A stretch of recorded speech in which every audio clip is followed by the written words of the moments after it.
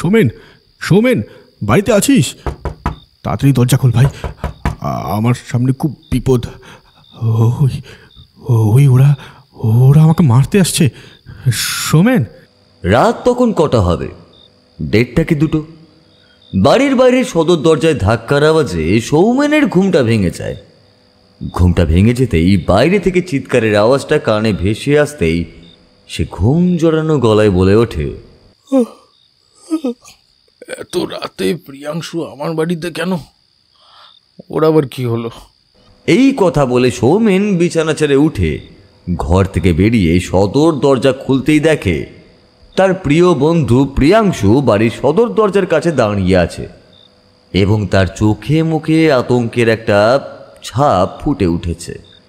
সেই সঙ্গে জামা কাপড়ের ভীষণই দুরবস্থা। প্রিয়াংশুর চেহারার এই দুরবস্থা দেখে সৌমেন জিজ্ঞাসা করে, কি রে প্রিয়াংশু, এত রাতে তুই আমার বাড়িতে? কি ব্যাপার কি? আর তোর চোখ মুখের এরকম আতঙ্কের ছাপ কেন? কি হয়েছে কি? তোর জামা কাপড়ও ধূপদুরস্ত অবস্থা, এই কি হয়েছে বলতো? সৌমেনের এই প্রশ্ন শুনে প্রিয়াংশু হুড়মুড়িয়ে সৌমেনের বাড়ির ভিতরে ঢুকে আসে এবং সৌমেনকে জড়িয়ে ধরে ভয় মিশ্রিত গলাতেই বলে ওঠে, আমাকে বাঁচা, ওই ওই ওরা আসছে আমাকে মারতে, ওরা আমাকে মেরে ফেলবে, আমাকে বাঁচা। আরে কে তোকে মেরে ফেলবে বল আমাকে সেটা। সৌমেনের প্রশ্ন শুনে প্রিয়াংশু বাড়ির বাইরের দিকে তাকিয়ে বলে ওঠে, ওরা আমাকে মেরে ফেলবে, ওরা ওরা এই কথা বলতে বলতে প্রিয়াংশু সৌমেনের গায়ে অজ্ঞান হয়ে পড়ে যায়।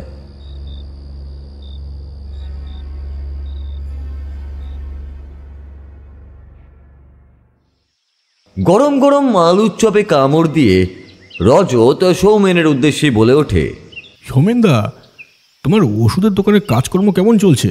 সৌমেন শালপাতার ঠোঙা থেকে একটা গরম ফুলুরি তুলে নিয়ে সেটাতে কামড় বসিয়ে এবং এক ভাঁড় ধোঁয়া ওঠা গরম দুধের চায়ে চুমুক দিয়েই বলে ওঠে, ভালোই চলছে রে রজত। তা তোর অফিসের কাজকর্ম কিরকম চলছে? এই চলছে, তুমি তো জানো বেসরকারি অফিসে সারা মাস জুড়ে গাদার খাটনি খাটিয়ে নেবে, মাসটি শেষ হলে মাইনে আবার কমও দেবে।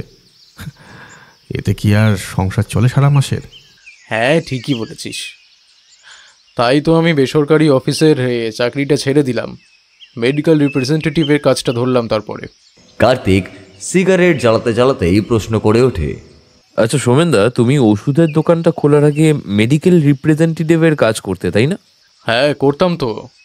আর এই কাজটা আমি গত 6 বছর ধরে করছি। তা তুমি হঠাৎ এই কাজটা ছেড়ে দিলে কেন?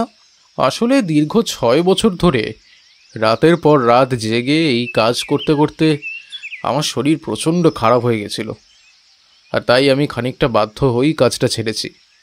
শরীর খারাপ না হলে আমি এই কাজ কখনো ছাড়তুম না। কার্তিক গরম চায়ের কাপটায় চুমুক দিয়ে টেবিলের উপর নামিয়ে রাখতে রাখতেই সৌমেনকে প্রশ্ন করে, সোমেনদা, তুমি একবার আমাদের গল্প করেছিলে যে মেডিকেল রিপ্রেজেন্টেটিভের কাজে থাকাকালীন তোমার এক কলিগের সঙ্গে একটা ভৌতিক ঘটনা ঘটেছিল। আচ্ছা, তোমার কলিগের সঙ্গে যে ভৌতিক ঘটনাটা ঘটেছিল সেই ভৌতিক ঘটনাটা কি সত্যি? কার্তিকের মুখেই প্রশ্ন শুনে সৌমেনের মুখমণ্ডলটা পুরোপুরি সাদা ফ্যাকাশে হয়ে যায় ও শুকনো গলায় বলে ওঠে, হ্যাঁ, আমার কলিগ প্রিয়াংশু, ওর সঙ্গে একটা ভয়ঙ্কর ভৌতিক ঘটনা ঘটে। আর ঘটনাটা ঘটে ওই মগরাগাছির দিকে, যে বড় হাইওয়েটা আছে না, সেই হাইওয়ের ওপরে। তাই ঘটনা ঘটে আজ থেকে প্রায় 5-6 বছর আগে। সঙ্গে শুধু ভৌতিক ঘটনা ঘটেনি, এই ভৌতিক ঘটনার সঙ্গে আমিও জড়িত ছিলাম সরাসরিভাবে। সৌমেনের মুখেই কথা শুনে রজত, কার্তিক ও কল্যাণ এরা 3 জন মিলে একসঙ্গে উত্তেজিত কণ্ঠেই বলে ওঠে, ও সোমেনদা, তোমার বন্ধুর সঙ্গে ঘটা ওই ঘটনাটা একটু বলো না, সেই ভৌতিক ঘটনাটা আমাদেরকে। হ্যাঁ, এই পৌষ মাসে শীতের বৃষ্টির সন্ধ্যের দিনে তাহলে আজ বৃষ্টির সন্ধ্যেটাই গরম গরম তেলে ভাজা আর চায়ের সঙ্গে তোমার বলা ভৌতিক গল্পটা বেশ জমে ক্ষীর হয়ে যাবে। সৌমেন মৃদু হেসেই বলে ওঠে, তোরা গল্পটা শুনতে চাস? হ্যাঁ হ্যাঁ, শুনতে চাই সোমেনদা। তবে শোন, এই ভয়ঙ্কর ভৌতিক ঘটনা যদি অন্য কারোর সঙ্গে ঘটত তাহলে সে নির্ঘাত হার্ট অ্যাটাকে মারা যেত। এই কথা বলে সৌমেন পাঞ্জাবির পকেট থেকে একটা সিগারেট বের করে সেটা জ্বালিয়ে ঠোঁটে ধরে কয়েকবার টান মেরে ধোঁয়ার মতো রিং ছেড়েই বলতে শুরু করলো। সময়টা ছিল মাঘ মাসের। বাইরে কনকনে ঠান্ডা হাওয়া, সঙ্গে নলেন গুড়ের সুগন্ধি পায়েস আর পিঠের গন্ধে যখন আমাদের সারা নীলগঞ্জ একেবারে মম করছে, ঠিক সেই সময় একদিন মাঝরাতে আমি আর আমার স্ত্রী রনিতা ও আমার 13 বছরের মেয়ে পুষ্পিতাকে নিয়ে আমরা তিনজন যখন গভীর ঘুমে আচ্ছন্ন, ঠিক সেই সময় আমার কানে একটা ভয় মিশ্রিত গলা চিৎকার ভেসে এলো। সৌমেন, সৌমেন, বাড়িতে আছিস? তাড়াতাড়ি দরজা খোল ভাই, আমার সামনে খুব বিপদ, আমাকে বাঁচা, ওরা আসছে আমাকে মারতে। মাঝরাতে চিৎকারের আওয়াজটা আমার কানে ভেসে আসতেই আমার ঘুমটা ভেঙে যায় এবং আমি বিছানায় উঠে বসি।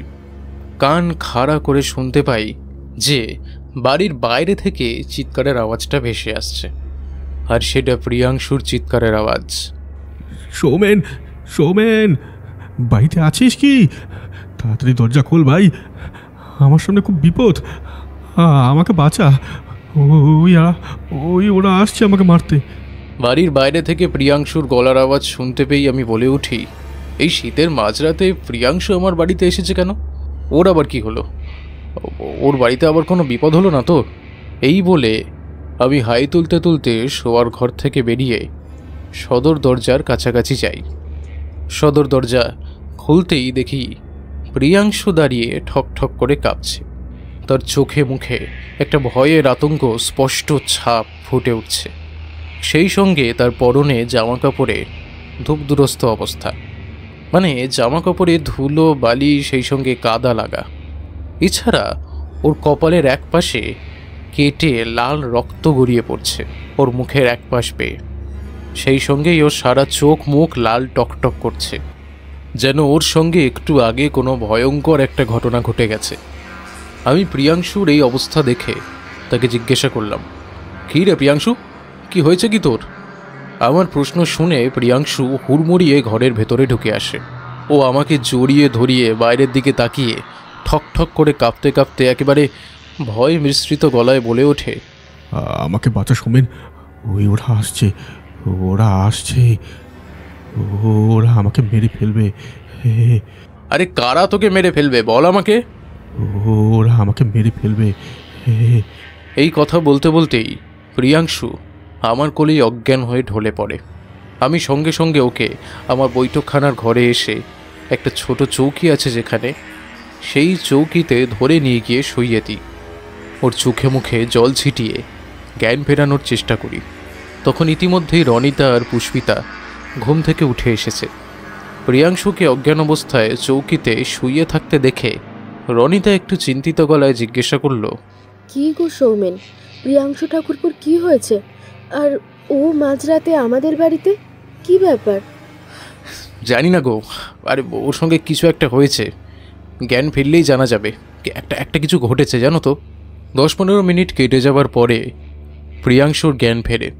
ওর জ্ঞান ফিরতেই ও চৌকির ওপরে ধরফড়িয়ে উঠে বসে। ঘরের চারিদিকে তাকাতে তাকাতে হঠাৎই চিৎকার করে ওঠে, আমাকে বাঁচাও, ওরা আমাকে মেরে ফেলবে। প্রিয়াংশু শোন, আরে তোর সঙ্গে ভয়ঙ্কর কিছু একটা ঘটনা ঘটেছে, আমি বুঝতে পারছি। ঠিক কি ঘটেছে আমাকে বল তো পরিষ্কার করে, বল, ঠান্ডা হ, বল আমাকে। আমার প্রশ্ন শুনে প্রিয়াংশু আমাকে জড়িয়ে ধরে। ইতিমধ্যে রনিতা প্রিয়াংশুর জন্য গরম দুধ নিয়ে এসেছে। আমি ওর হাতে গরম দুধে গ্লাসটা দিয়ে বলি, নে শান্ত হয়ে বস, দুধটা খেয়ে নে তো, আগে খেয়ে নে যা। আমার কথা শুনে প্রিয়াংশু একটু শান্ত হয়ে বসে। তারপরে অল্প অল্প করে গরম দুধের গ্লাসে চুমুক দিয়ে ধীরে ধীরে বেশ ভয় মিশ্রিত গলায় বলতে শুরু করে, প্রায় রাত তখন 11টা বাজে। আমি সুরক্ষা ওষুধালয় দোকানের মালিক মনতোষ বাবুকে সারাদিন ধরে বাড়ি বাড়ি গিয়ে কি ওষুধ ইঞ্জেকশন বিক্রির হিসাবটা যখন বলছিলাম, ঠিক সেই সময় ওষুধের দোকানের ল্যান্ড ফোনে কার জন্য একটা ফোন আসে। ফোনটা আসতেই মনতোষবাবু ফোনটা ধরে। তারপর বেশ কিছুক্ষণ ধরে ফোনের উপাসের ব্যক্তির সঙ্গে ফিস করে কী যেন কথা বলে, কিন্তু উনি ঠিক কী কথা বলেছিলেন সেই ব্যক্তির সঙ্গে সেটা ঠিক বোঝা যায়নি। এরপর খানিক বাদে উনি ফোনটা রেখে আমার দিকে তাকিয়ে বললেন, প্রিয়াংশু, তুমি এক্ষুনি একজনের বাড়িতে কতগুলো ঔষধ দিতে যেতে পারবে? খুবই এমার্জেন্সি ছিল। কোথায় স্যার, আর কার বাড়ি যেতে হবে, তার নাম কি? জায়গাটা হলো মগরাগাছি গ্রামে। এই তো কদমতলা গ্রাম, ফরিদগঞ্জ গ্রাম, তারপরই মগরাগাছি গ্রাম, একটা গ্রামের পরেই। আর তুমি যার বাড়িতে ঔষধ দিতে যাবে তার নাম হলো মায়াবতী বিশ্বাস। মগরাগাছি বাজারের কাছেই ওনার বাড়ি। দাঁড়াও, একটা কাগজে ওনার বাড়ির ঠিকানাটা আমি লিখে দিচ্ছি। এই কথা বলে উনি একটা সাদা কাগজে পেশেন্টের বাড়ির ঠিকানা লিখে দিলেন। সেই সঙ্গে ওনার কি কি ওষুধ লাগবে সেই সব আমাকে সব দিয়ে দিলেন। এরপর আমি বেশি দেরি না করে মনতোষবাবুর কাছ থেকে ওষুধ ও মায়াবতী বিশ্বাসের বাড়ির ঠিকানা নিয়ে বাইকে করে মগরাগাছি গ্রামের উদ্দেশ্যে রওনা দিই। তখন ঘড়িতে রাত 11:30 বাজে। তুই তো জানিস সোমেন, কদমতলা থেকে মগরাগাছি গ্রামে যেতে 1 ঘন্টা 15 মিনিটের মতো সময় লাগে। কারণ ফরিদগঞ্জ গ্রাম ও মগরাগাছি গ্রাম, এই 2 গ্রামের মাঝখানে একটা মাঝারি মাপের ঘন জঙ্গল ও জঙ্গলের পর একটা বিরাট বড় শ্মশান পড়ে। আমি যখন কদমতলার গ্রামের বাজারটা ছাড়িয়ে ওই মাঝারি মাপের জঙ্গলের পথটা দিয়ে যাচ্ছি, তখন হঠাৎ সেই সময় থেকে আমার সঙ্গে কিছু অদ্ভুত অদ্ভুত ঘটনা ঘটতে শুরু করে। কি অদ্ভুত ঘটনা ঘটতে শুরু করলো সেটা বল। তুই তো জানিস জঙ্গলের রাস্তাটা পুরো অন্ধকার, একটুও আলো নেই। আমি যখন ঘুটঘুটে অন্ধকারের জঙ্গলের পথটা দিয়ে বাইক চালাতে চালাতে যাচ্ছি, তখন হঠাৎ আমার সারা শরীরটা ভারী হয়ে গেল। মানে সেই সঙ্গে আমার মনে হলো আমার পেছনে কেউ যেন আছে। আমার এই রকম মনে হতেই আমি সঙ্গে সঙ্গে পিছনের দিকে ঘুরি, কিন্তু বিশ্বাস কর পিছনে কাউকেই দেখতে পেলাম না। কিন্তু আমার যেন মনে হলো আমার পিছনে আমার সঙ্গে কেউ যেন বসে আছে, কারণ তার গরম নিঃশ্বাস সমানে আমার ঘাড়ের কাছে পড়ছিল। এরকম একটা অস্বস্তিকর অনুভূতি হতেই আমি রাস্তার এক পাশে বাইকটা দাঁড় করাই। বাইক থেকে নেমে কিছুক্ষণ হাঁটা চলা করার পর আমি আবার বাইকে উঠে যখন বাইক চালাতে শুরু করি, কিছুক্ষণ আগে আমার যে অস্বস্তিকর অনুভূতিটা হচ্ছিল সেটা কিন্তু এবার আর হয় না। কিন্তু আবার খানিকটা বাইক নিয়ে যাওয়ার পর আবার একটা অদ্ভুত ঘটনা আমার সঙ্গে ঘটতে শুরু করে। সেই ঘটনাটা হলো, আমি যখন পুরো দমে বাইক চালাচ্ছি, আমার খালি মনে হতে লাগলো যেন আমার বাইকের 2 দিক দিয়ে কতগুলো সাদা সাদা দেখতে মানুষের মতো অবয়ব একদিক থেকে আরেক দিকে দৌড়ে দৌড়ে যাচ্ছে, আর আর ফিস ফিস করে তাদের কিছু কথা আমার কানে আসছে। তারা যেন ওই ফিস ফিস করে বলছে, বাঁচাও, কে আছো বাঁচাও, সারা শরীর কেটে গেল, ঝরে গেল, পিষে গেল। কানের কাছে ফিস ফিস করে কথাগুলো ভেসে আসতেই আমার বাইকের 2 পাশ দিয়ে সাদা সাদা দেখতে মানুষের মতো অবয়বগুলোকে যেতে দেখে আমি আবার বাইকটা থামাই, আর 2 দিকে তাকিয়ে দেখার চেষ্টা করি কারা দৌড়ে দৌড়ে যাচ্ছে। কিন্তু যেই বাইকটা থামিয়ে 2 দিকে দেখার চেষ্টা করি, কাউকেই আমি দেখতে পাই না, ঘুটঘুটে অন্ধকার ছাড়া। রাস্তার মধ্যে সাদা দেখতে মানুষের মতো অবয়বের চিহ্ন দেখতে না পেয়ে আমি নিজের মনের ভুল ভেবে আবার বাইক চালাতে শুরু করি, আর মনে মনে ভাবতে থাকি সেই তখন থেকে আমার সঙ্গে হচ্ছেটা কি। এই কথা যখন মনে মনে ভাবছি, হঠাৎ সেই সময় একটা নাকি সুরে কান্নার আওয়াজ আমার কানে ভেসে আসে। আমি এদিক ওদিক তাকিয়ে দেখি আমার বাইকের হেডলাইটের আলোয় বেশ 10 হাত দূরে রাস্তার পাশে একটা বাবলা গাছের তলায় একটা মহিলা একটা বাচ্চাকে কোলে নিয়ে দাঁড়িয়ে আছে। সে মুখে শাড়ির আঁচল চাপা দিয়ে ফুপিয়ে ফুপিয়ে কাঁদছে।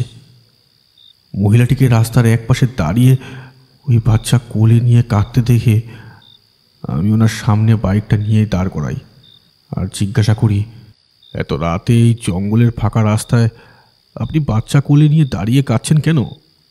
কি হয়েছে? আপনার কিছু সমস্যা কি? আমার কথা শুনে মহিলাটির চোখের ওপর থেকে শাড়ির আঁচলটা সরাতেই আমি মহিলার 2 চোখ দেখে ভয়ে শিউরে উঠি। কেন? কারণ মহিলাটির চোখ দুটো লাল আগুনের শিখার মতো জ্বলছে, যেন যেন ওই জ্বলন্ত চোখ দুটো দিয়েই ও আমাকে ভস্ম করে দেবে। আমার প্রশ্ন শুনে মহিলাটি শীতল কণ্ঠে কাঁদো কাঁদো গলায় বলে ওঠে, বাবু বাবু, আমি আমার ছেলেকে নিয়ে রিক্সায় করে বাড়ি ফিরছিলাম। প্রকৃতির পথে হঠাৎ রিক্সাওয়ালাটা আমাকে নামিয়ে দিয়ে প্রকৃতির ডাকে সেই যে সাড়া দিতে গেছে, আর ফেরার নাম নেই। এখন অনেক রাত হয়ে গেছে, কোনো বাড়ি ঘোড়া পাচ্ছি না। এই অন্ধকার রাস্তার মধ্যে আমি বাড়ি ফিরবো কি করে কে জানে। আপনার বাড়ি কোথায়? ফরিদগঞ্জ গ্রামে। ও, ফরিদগঞ্জ গ্রামে। চলুন আমার সঙ্গে, আমি ওই দিকেই যাচ্ছি। আসুন, আমার বাইকে উঠে আসুন।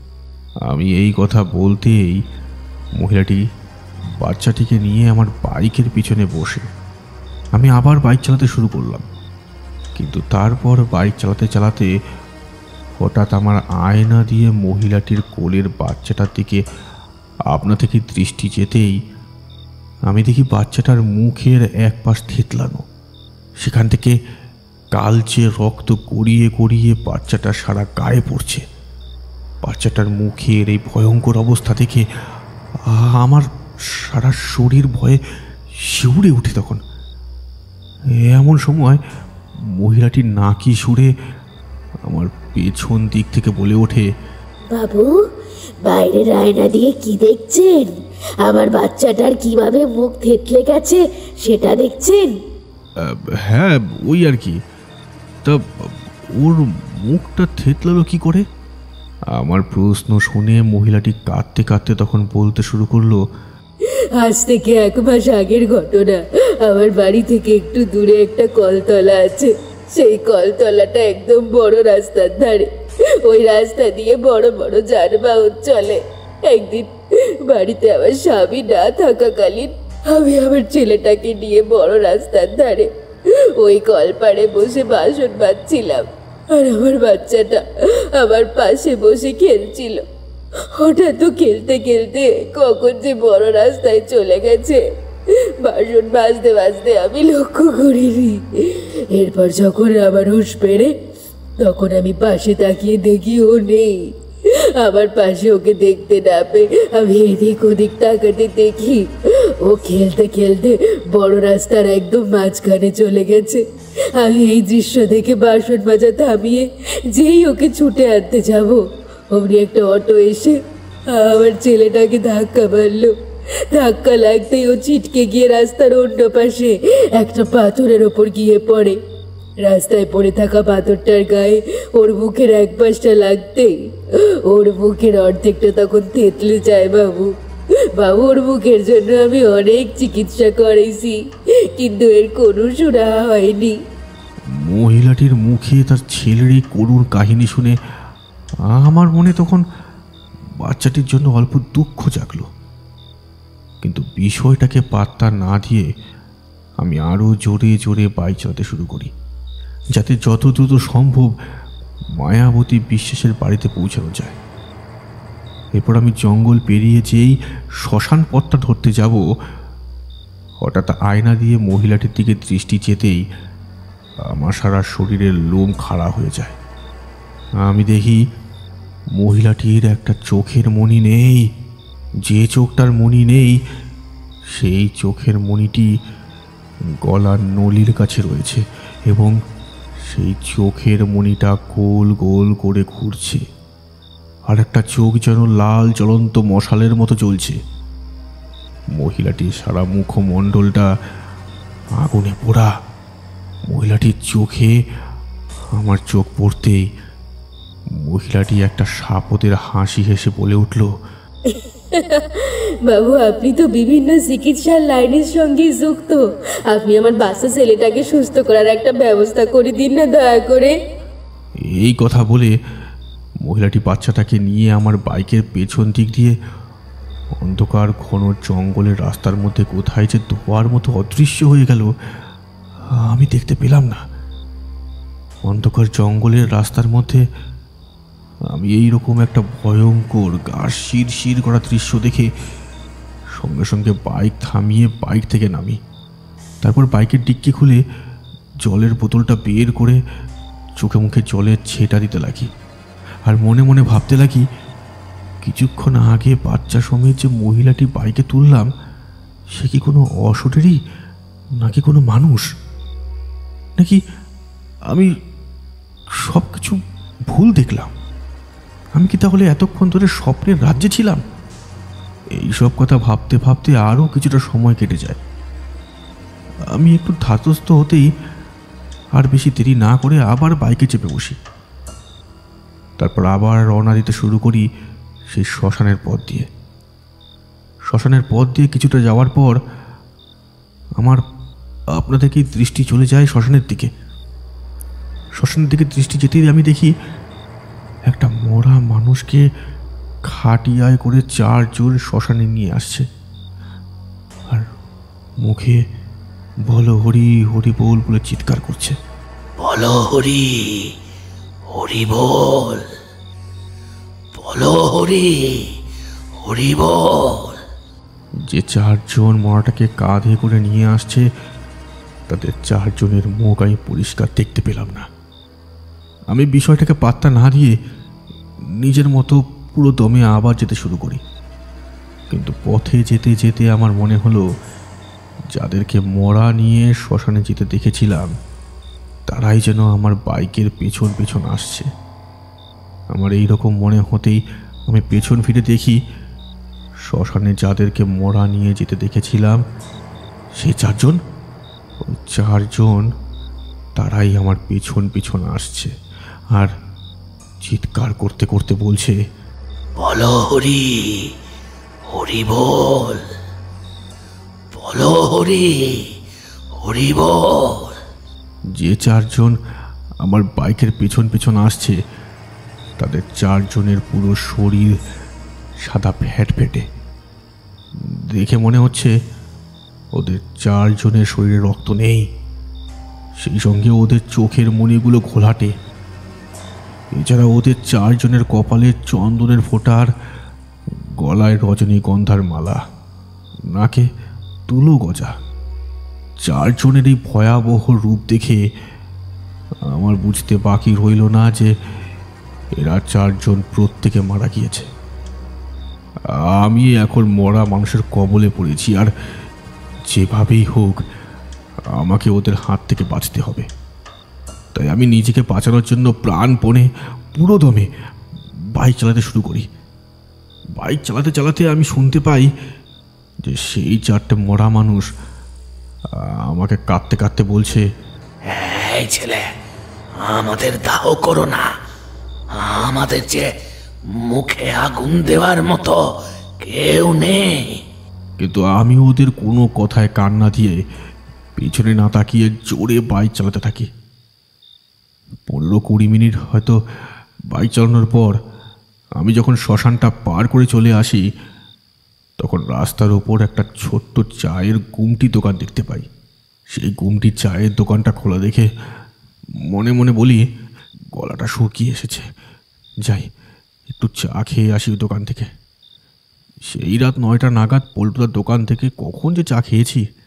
আমি বাইক থেকে নেমে হাঁপাতে হাঁপাতে চায়ের দোকানের সামনে যাই, আর যেতেই দেখি চায়ের দোকানের ভেতরে বছর 55-60 বছরের একটা লোক গায়ে মোটা কালো চাদর জড়িয়ে দোকানের একটা কোণে চেয়ারে বসে আছে।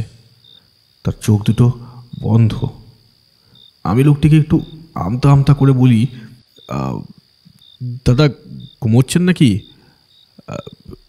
এক কাপ গরম চা হবে? আমার প্রশ্ন শুনে লোকটি চোখ বন্ধ অবস্থায় বলে, হ্যাঁ হবে বাবু। এই কথা বলে লোকটি চোখ খুলে আমার দিকে তাকাতেই লোকটির চোখ দেখে আমার সারা শরীর ভয়ে শিউরে উঠল। জানিস সোমেন, লোকটির চোখের মণি দুটো পুরো নীল জ্বলন্তভাবে জ্বলছে। লোকটি তার নীল জ্বলন্ত দৃষ্টি দিয়ে আমার দিকে তাকিয়ে জিজ্ঞাসা করলো, তা বাবু কি চা খাবেন, দুধ না লিকার? দুধ চা। আচ্ছা আপনি বসুন, আমি এক্ষুনি করে দিচ্ছি। এই কথা বলে লোকটি উনুন জ্বালিয়ে চা তৈরি করতে শুরু করলো।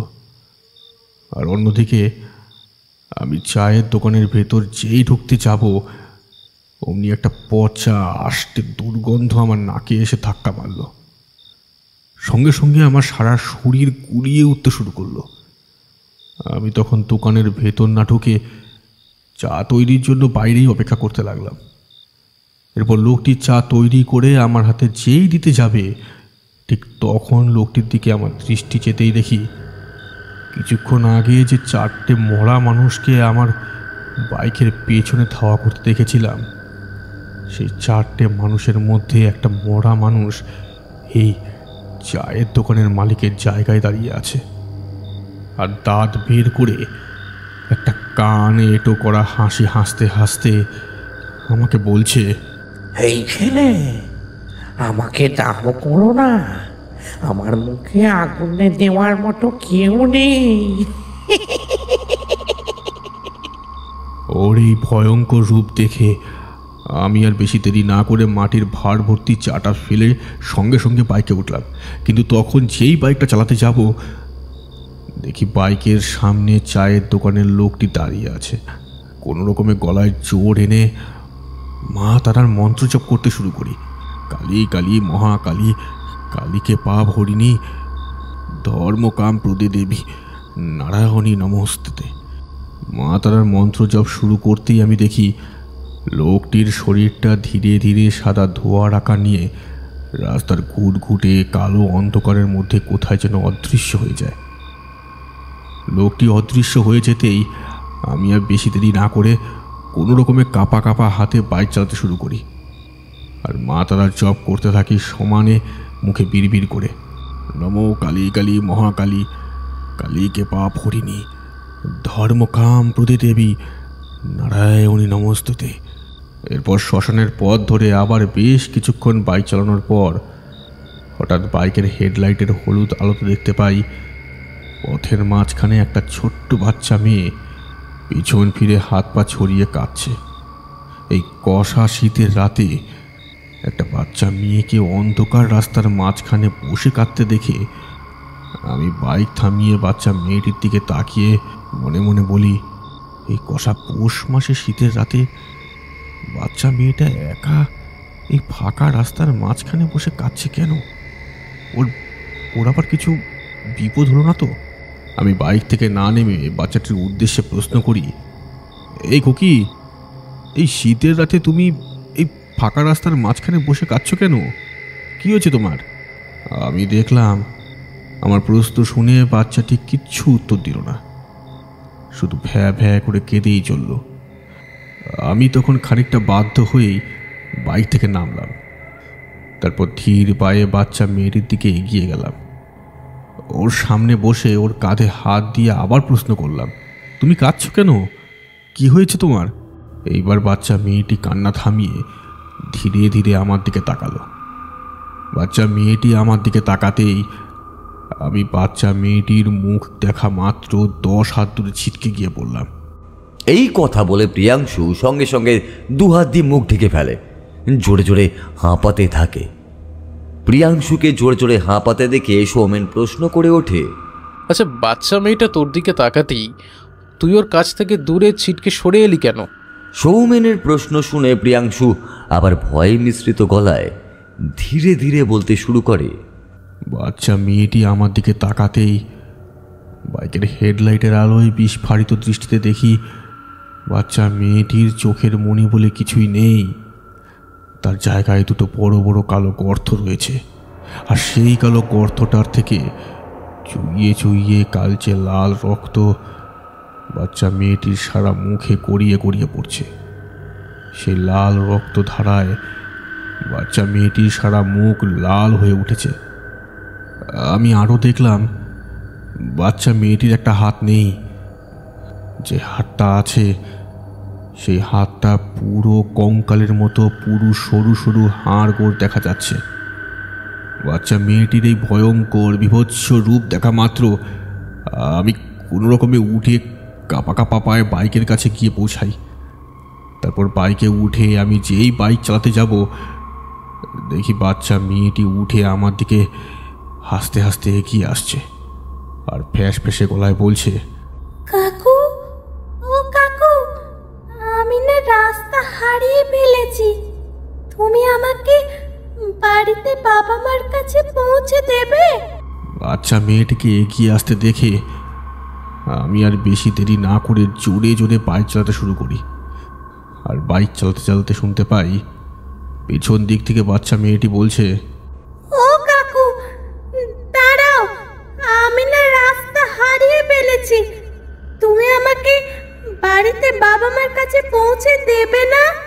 এরপর শ্মশানের পথটা পার করে ফরিদপুর থেকে মগরাগাছি হাইওয়ের পথটা ধরে যখন মগরাগাছি যাচ্ছি, পথে যেতে যেতে তখন আমার সঙ্গে আরও একটা অদ্ভুত ভৌতিক ঘটনা ঘটল।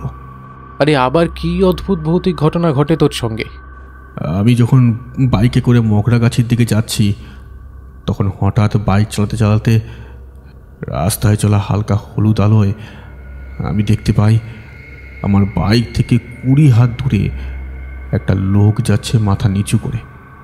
লোকটির পরনে আকাশি রঙের ফতুয়া ও কালো ঢোলা ঢোলা প্যান্ট। আমি লোকটির দিকে বিশেষ নজর না দিয়ে নিজের মনেই বাইক চালাতে থাকি। এরপর আমি বাইক নিয়ে লোকটার পাশ কাটিয়ে যেই যেতে যাব, আবার আপনা থেকেই আমার দৃষ্টি লোকটির দিকে পড়ল। আমি বিস্ফারিত দৃষ্টিতে যা দেখলাম তা হলো লোকটির ধর থেকে মুন্ডুটা নেই, পুরো উধাও। সেখান থেকে গল গল করে লাল রক্ত গড়িয়ে গড়িয়ে লোকটির সারা শরীরে পড়ছে। এছাড়া লোকটির পা মাটিতে নেই, লোকটি ভেসে ভেসে চলছে। শীতের মাঝরাতের দিকে আমি ফাঁকা আলো আধারি অন্ধকার হাইওয়েতে এইরকম একটা ভয়ঙ্কর দৃশ্য দেখতেই আমার বুকের ভিতর দিয়ে হিমশীতল রক্ত বয়ে গেল। আমি তখন মুন্ডহীন লোকটার দিকে না তাকিয়ে আরও জোরে জোরে বাইক চালাতে শুরু করি, আর পেছন দিক দিয়ে মুন্ডহীন লোকটার একটা হিস হিসে গলায় কিছু কথা শুনতে পাই। এই, আমার মুন্ডুটা একটু খুঁজে দিবি? আমার মুন্ডুটা না কোথায় একটা হারিয়ে গেছে, আমি কিছুতেই খুঁজে পাচ্ছি না। আমি পেছন দিকে তাকিয়ে দেখি সে আমার বাইকের পেছন পেছন দৌড়ে দৌড়ে আসছে, আর হাসতে হাসতে বলছে, এই, আমার মুন্ডুটা একটু খুঁজে দিবি? আমার মুন্ডুটা হারিয়ে গেছে, আমি কিছুতেই খুঁজে পাচ্ছি না, একটু খুঁজে দে না।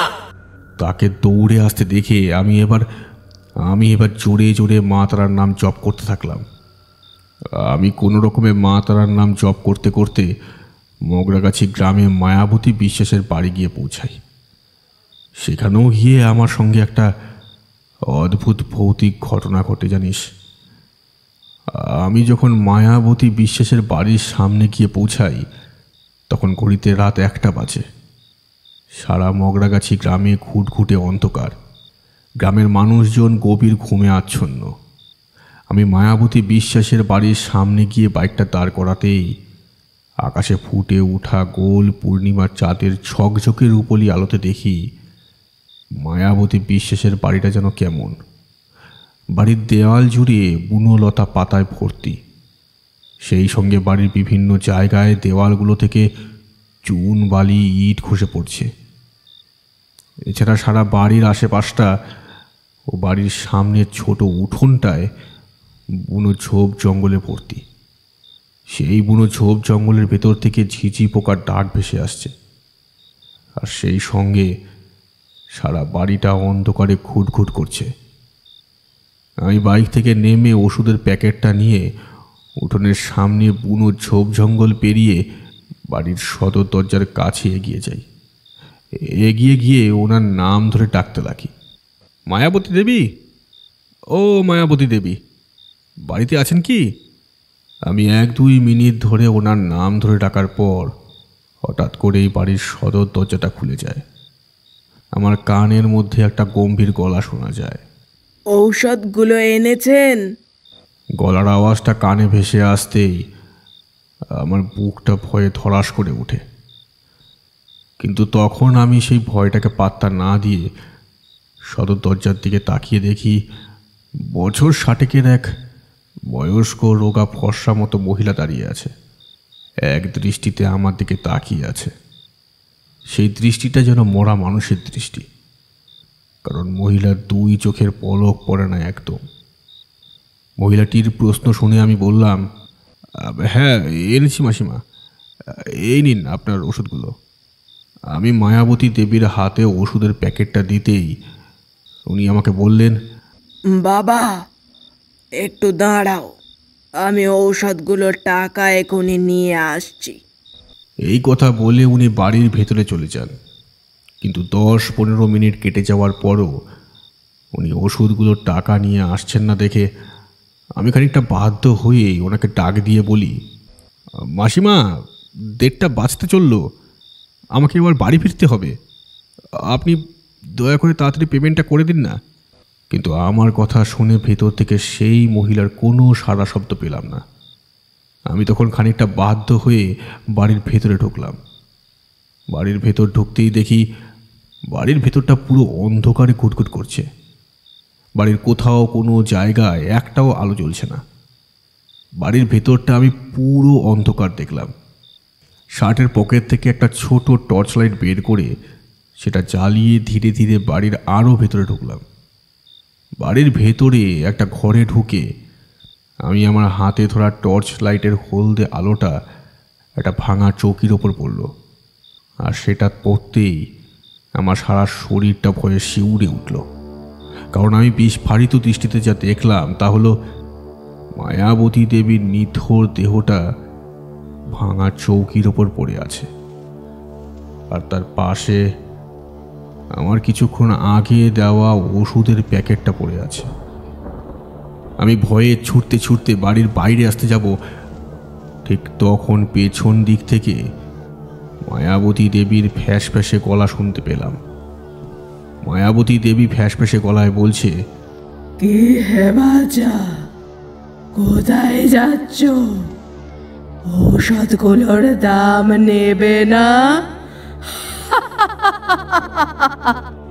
আমি তখন পিছনে না তাকিয়ে কোনো রকমের ছুটে বাড়ির বাইরে এসে আর কোনো দিকে না তাকিয়ে বাইক নিয়ে তোর বাড়িতে চলে আসি। এই কথা বলে প্রিয়াংশু থামতেই সৌমেন বলে ওঠে, রাত 3:30 এমনিতেই বাঁচতে চায়।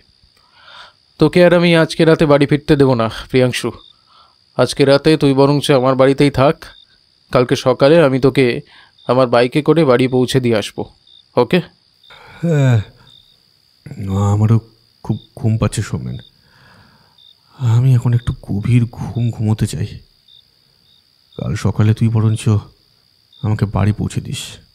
এই কথা বলে প্রিয়াংশু সৌমেনের বৈঠকখানার চৌকিতে শুয়ে পড়ে।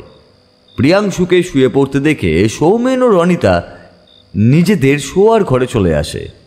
রনিতা দরজা ছিটকানি আটকাতে আটকাতে এই সৌমেনকে প্রশ্ন করে ওঠে, সৌমেন, তুমি প্রিয়াংশু ঠাকুরপোর একটা জিনিস লক্ষ্য করেছো? কি জিনিস লক্ষ্য করবো বলো তো? প্রিয়াংশু ঠাকুরপো যতক্ষণ আমাদের 3 জনকে গল্পটা শোনাচ্ছিল, আমি সমানে ওনার মুখের দিকে তাকিয়েছিলাম আর দেখছিলাম ওনার মুখ থেকে শুরু করে সারাটা শরীর কেমন সাদা ফ্যাট করছে। দেখে মনে হচ্ছে ওনার শরীরের সব রক্ত যেন কেউ বা কারা শুষে খেয়ে নিয়েছে। সেই সঙ্গে তুমি আরও একটা জিনিস লক্ষ্য করেছো? আবার কি জিনিস লক্ষ্য করব? ওনার চোখের মণি দুটো কেমন সাদা ঘোলাটে লাগছিল না? হ্যাঁ রনিতা, এটা তুমি ঠিক ধরেছ। আমিও না এইটা লক্ষ্য করেছি। যতক্ষণ প্রিয়াংশু আমাদের গল্প শোনাচ্ছিল, যতবার আমার চোখ ওর চোখের দিকে যাচ্ছিল, ওর চোখের মণি দুটো কেমন যেন একটা ঘোলাটে লাগছিল। এছাড়া জানো তো, ও যখন আমার বাড়ি এসে দরজায় ধাক্কা দিয়ে ডাকছিল না, এবং যখন আমার দরজা খোলার পর ও আমার গায়ে ঝাঁপিয়ে পড়ল, তখন ওকে জড়িয়ে ধরা মাত্র আমার মনে হলো ওর পুরো শরীরটা বরফের মতো ঠান্ডা, যেন আমি একটা মরা মানুষের শরীরটাকে জড়িয়ে ধরেছি। শীতকাল তো, তাই ঠাকুরপো বাইরে থেকে সবে ঘরে ঢুকে তোমাকে জড়িয়ে ধরেছে, তাই তোমার এইরকম মনে হয়েছে। ছাড়ো, বাদ দাও, ভোর হয়ে আসছে, একটুখানি ঘুমিয়ে নেবে। চলো, একটু পরেই তো প্রিয়াংশু ঠাকুরপোকে বাড়ি পৌঁছতে যাবে। হ্যাঁ, বেচারা যা ভয় পেয়ে আছে। এই কথা বলে সৌমেন ও রনিতা বেশি কথা না বাড়িয়েই ঘুমিয়ে পড়ে। ওরা দুজন কতক্ষণ ঘুমিয়েছিল তা ওরা নিজেরাই জানে না। হঠাৎই একটা চিৎকারের আওয়াজে ওদের দুজনেরই ঘুমটা ভেঙে যায়। মা, মা, বাবা, বাবা, তোমরা তোমরা এইদিকে এসো তাড়াতাড়ি। ওদের দুজনের ঘুম ভেঙে যেতেই ওরা শুনতে পায় বৈঠকখানার ঘর থেকে পুষ্পিতা চিৎকার করছে। বৈঠকখানার ঘর থেকে পুষ্পিতার চিৎকার শুনে রনিতা সৌমেনের দিকে তাকিয়েই প্রশ্ন করে ওঠে, এই সৌমেন, পুষ্পিতা চিৎকার করছে কেন বলো তো? ওর আবার কি হলো? চলো দেখি ওর আবার কি হলো।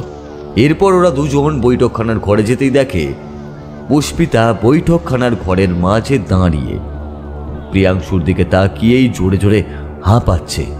বৈঠকখানার ঘরের মাঝে দাঁড়িয়ে পুষ্পিতাকে জোরে জোরে হাঁপাতে দেখে রনিতা পুষ্পিতার দিকে দৌড়ে যায় আর ওকে জড়িয়ে ধরেই জিজ্ঞাসা করে, এই পুষ্পিতা, কি হয়েছে তোর? কি হলো? এভাবে জোরে চিৎকার করলে কেন? আর এভাবে হাঁপাচ্ছিস বা কেন? মা, তোমরা দুজন যখন ঘুমিয়ে পড়েছিলে, আমার তখন প্রকৃতির ডাকে সাড়া দেওয়ার জন্য কল ঘরে যাওয়ার প্রয়োজন হয়ে পড়েছিল। আমি যখন বৈঠকখানার ঘর পেরিয়ে কল ঘরের দিকে যেতে যাব, আমার আপনা থেকেই দৃষ্টি চলে যায় প্রিয়াংশু কাকুর দিকে। প্রিয়াংশু কাকুর দিকে আমার দৃষ্টি যেতেই আমি যা দেখি তা হলো। এই কথা বলে পুষ্পিতা চুপ করে যায়। পুষ্পিতা চুপ করে যেতেই রনিতা বলে ওঠে, চুপ করে গেলি কেন? বল, প্রিয়াংশু ঠাকুরপোর দিকে তাকিয়ে কি দেখেছিস বল? আমি প্রিয়াংশু কাকুর দিকে তাকাতেই দেখি বিছানার ওপর প্রিয়াংশু কাকুর শরীরটা খণ্ড বিখণ্ড রক্তাক্ত অবস্থায় পড়ে আছে। আর প্রিয়াংশু কাকু আমার দিকে এক দৃষ্টে তাকিয়ে ও হো করে হাসছে আর বলছে। পুষ্পিতার এই কথা শুনে প্রিয়াংশু হো হো করে হাসতে হাসতেই সৌমেন ও রনিতার উদ্দেশ্যেই বলে ওঠে, পুষ্পিতা, আমার সারা শরীরটা কিভাবে কাটা ছেঁড়া হয়েছে দেখেছ? ওরা আমার শরীরটার এই অবস্থাই করেছে। এই কথা বলতে বলতে প্রিয়াংশু কাকু হো হো হো করে হাসছিল। এই সৌমেন, ও বৌদি, পুষ্পিতা কি বলছে? ও নাকি একটু আগে আমার শরীরটা খণ্ড বিখণ্ড রক্তাক্ত অবস্থায় বিছানার উপর পড়ে থাকতে দেখেছে। হায় কপাল! পুষ্পিতা, আমার মাত্র 33 বছর বয়স, আর তুমি আমাকে এত তাড়াতাড়ি মেরে ফেললে? হ্যাঁ? এই কথা বলতে বলতে প্রিয়াংশু সমানে হাসতে থাকে। অন্যদিকে পুষ্পিতার কথা শুনে সৌমেন বলে ওঠে, এই প্রিয়াংশু, ওর কথা বাদ দে তো। কি দেখতে গিয়ে কি দেখেছে বাচ্চা মেয়ে? না বাবা, আমি যা দেখেছি একদম ঠিক দেখেছি। সত্যি সত্যি প্রিয়াংশু কাকুর শরীরটা খণ্ড বিখণ্ড রক্তাক্ত অবস্থায় বিছানায় একটু আগে পড়েছিল। একটু পরে স্কুলে যেতে হবে, যাও গিয়ে শুয়ে পড়ো, যাও। সৌমেনের ধমকানি শুনে পুষ্পিতা মুখ নিচু করে ঘরে চলে যায়। ঘরে যাওয়ার আগে পুষ্পিতা একবার প্রিয়াংশুর দিকে আর চোখে তাকাতেই দেখে প্রিয়াংশু একটা ঘোলাটে দৃষ্টি দিয়ে তার দিকেই এক দৃষ্টিতে তাকিয়ে রয়েছে, আর তার ঠোঁটের কোণে একটা রহস্যময় হাসি ফুটে উঠেছে। কিন্তু প্রিয়াংশুর সেই রহস্যের হাসি পুষ্পিতার কাছে আরো রহস্যেরই লাগলো। প্রিয়াংশুর বাড়ি থেকে হাত সাতেক দূরে সৌমেন বাইক থামাতেই দেখে প্রিয়াংশুর বাড়ির সামনে তাদের বাড়ির আশেপাশের প্রতিবেশী ও গ্রামের কিছু লোকজন ভিড় করে দাঁড়িয়ে আছে এবং তারা নিজেদের মধ্যেই কীসব যেন কথাবার্তা বলছে ফিসফিস করে। কিন্তু কি কথা বলছে তারা সৌমেন ও প্রিয়াংশুর ওদের দুজনের কানে আর গেল না। প্রিয়াংশুর বাড়ির সামনে আশেপাশে প্রতিবেশীদের ভিড় দেখে চিন্তিত গলায় সৌমেনের উদ্দেশ্যেই বাইক থেকে নামতে নামতেই বলল, এই সৌমেন, আমার বাড়ির সামনে এত লোকজনের ভিড় কেন রে? আমার বাড়িতে আবার কার কি হলো? আমি না থাকাকালীন কারোর ওপর কিছু হয়নি তো? হ্যাঁ, এখানে দাঁড়িয়ে না থেকে চল গিয়ে দেখবি, চল তোর বাড়িতে কার কি হলো, চল। এই কথা বলে সৌমেন যেই প্রিয়াংশুর হাত ধরে এগোতে যাবে অমনি প্রিয়াংশু বলে উঠল, এই আমার খুব ভয় করছে রে, আমি যাব না, তুই গিয়ে দেখ না আমার বাড়িতে আবার কার কি হলো। আমি এইখানেই দাঁড়িয়ে আছি, তুই গিয়ে দেখ। হ্যাঁ। এই কথা বলে সৌমেন প্রিয়াংশুর বাড়ির দিকে এগিয়ে যায়, কিন্তু যত প্রিয়াংশুর বাড়ির দিকে সে এগিয়ে যায় তত প্রিয়াংশুর বাড়ির ভিতর থেকে একটা মহিলার গলায় কান্নার আওয়াজ শুনতে পায়।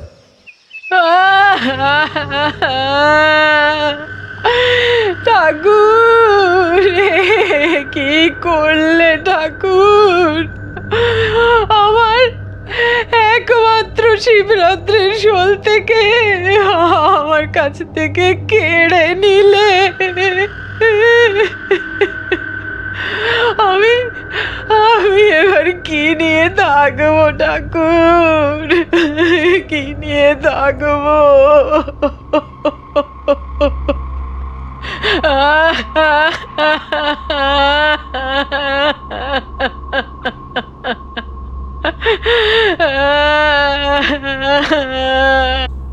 সৌমেন প্রতিবেশীদের ভিড় ঠেলে প্রিয়াংশুর বাড়ির উঠোনে প্রবেশ করতেই যা দৃশ্য দেখে তা দেখে সৌমেনের বুকের রক্ত হিম হয়ে যায়। সে বিস্ফারিত দৃষ্টিতে দেখে মরার খাটিয়ার উপর খণ্ড বিখণ্ড রক্তাক্ত নিথর অবস্থায় প্রিয়াংশু চোখ বন্ধ করে শুয়ে আছে, আর তার পাশে বসে প্রিয়াংশুর মা ননিবালা দেবী প্রিয়াংশুর নিথর ঠান্ডা হয়ে যাওয়া হাতটা ধরে কাঁপছে হাউমাউ করে। মরার খাটিয়ার উপর প্রিয়াংশুর রক্তাক্ত খণ্ড বিখণ্ড মৃতদেহটা দেখে সৌমেন লোকজনদের ভিড় ঠেলে বাইকের কাছে আসতেই যা দেখে তা হলো প্রিয়াংশুকে যেখানে দাঁড় করিয়ে রেখে গিয়েছিল প্রিয়াংশু সেখানে দাঁড়িয়ে নেই, কোথায় যেন উধাও হয়ে গেছে। প্রিয়াংশুকে আকস্মিকভাবে উধাও হয়ে যেতে দেখে সৌমেন মনে মনে ভয় মিশ্রিত কণ্ঠেই বলে উঠল, আরে এই পৌষ মাসে শীতের বৃষ্টির সন্ধ্যের দিনে, হ্যাঁ,